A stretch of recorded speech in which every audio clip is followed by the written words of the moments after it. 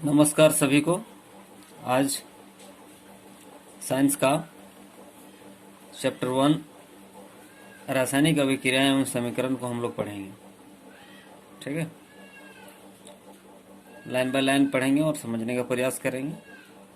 और इस तरह पढ़ेंगे तो आपकी कुछ भी नहीं छूटेगी, सब कुछ हो जाएगी। ओके, चलिए शुरू करते हैं। रासायनिक अभिक्रियाएं एवं समीकरण। अपने दैनिक जीवन में निम्नलिखित परिस्थितियों पर ध्यान दीजिए और विचार कीजिए कि क्या होता है जब गर्मियों में कमरे के ताप पर दूध को खुला छोड़ दिया जाता है, लोहे का तवा, तसला, कील को आर्द्र वायुमंडल में खुला छोड़ दिया जाता है, अंगूर का किण्वन हो जाता है, भोजन पकाया जाता है, हमारा शरीर भोजन को पचा लेता है, हम सांस लेते हैं। ऊपर जो दी गई जितना भी दिया गया है इसमें क्या होता है, इसको समझना कहीं ना कहीं रासायनिक अभिक्रिया से संबंधित है। इन सभी परिस्थितियों में प्रत्येक वस्तु की प्रकृति तथा पहचान कुछ न कुछ बदल जाती है। इन सभी परिस्थितियों में प्रत्येक प्रारंभिक वस्तु की प्रकृति तथा पहचान कुछ न कुछ बदल जाती है। मीन्स जो पहले जो था वो बाद में जब रिएक्शन होकर प्रोडक्ट में जाता है तो उसकी कुछ नेचर में बदलाव आता है। भौतिक पदार्थ के भौतिक तथा रासायनिक परिवर्तनों के बारे में हम पिछली कक्षाओं में पढ़ चुके हैं। हम लोग फिजिकल चेंज और केमिकल चेंज के विषय में जानते हैं, जो कि क्लास 9 में पढ़े हैं। आपका केमिकल चेंज क्या हो गया, जिसको हम प्रारंभिक रूप में नहीं ला सकते हैं, और फिजिकल चेंज क्या है, जिसको हम लोग अपना मूल रूप में प्राप्त कर सकते हैं। ठीक है, जब कोई रासायनिक परिवर्तन होता है तो हम कह सकते हैं कि एक रासायनिक अभिक्रिया हुई है। आप शायद सोच रहे होंगे कि रासायनिक अभिक्रिया का वास्तविक अर्थ क्या है, हम कैसे जान सकते हैं कि कोई रासायनिक अभिक्रिया हुई है। इन प्रश्नों के उत्तर पाने के लिए आइए हम कुछ क्रियाकलाप करते हैं। आपको रासायनिक अभिक्रिया एवं समीकरण को समझने के लिए आप एक्टिविटीज को देखें। ठीक है, क्योंकि साइंस टोटली एक्टिविटीज बेस्ड होता है। यदि आप एक्टिविटीज को सीख जाएंगे तो आपका साइंस बहुत अच्छे से क्लियर हो जाएगा। ठीक है, तो एक्टिविटीज करते हैं। देखिए, क्रियाकलाप 1.1 एक्टिविटीज 1.1 में क्या है, इधर देखें।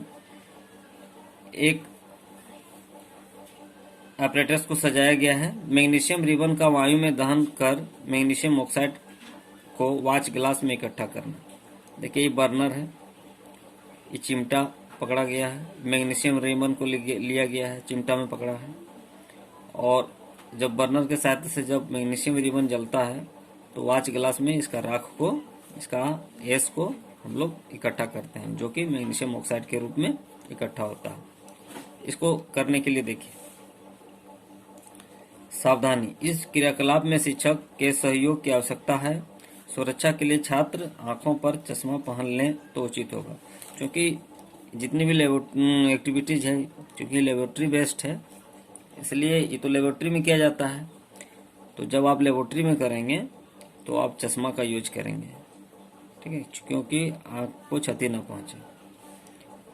लगभग 2 सेंटीमीटर लंबे मैग्नीशियम रिबन को रेगमाल से रगड़कर साफ कर लीजिए। जो मैग्नीशियम रिबन लिए हैं इसको आप सैंड पेपर से साफ करके धुलकन को हटा लें। इसे चिमटे से पकड़कर स्प्रिट लैंप या बर्नर से इसका दहन करिए तथा इससे बनी राख को वाच ग्लास में इकट्ठा कर लीजिए, जैसा कि चित्र 1.1 में दिखाया गया है। ठीक है, मैग्नीशियम रिबन का दहन करते समय इसे अपनी आंखों से यथासंभव दूर रखिए। आपने क्या परीक्षण किया, ये जो आप एक्टिविटीज कर रहे हैं इसमें आप क्या ऑब्जर्व किए, क्या आपका ऑब्जर्वेशन क्या रहा, देखिए।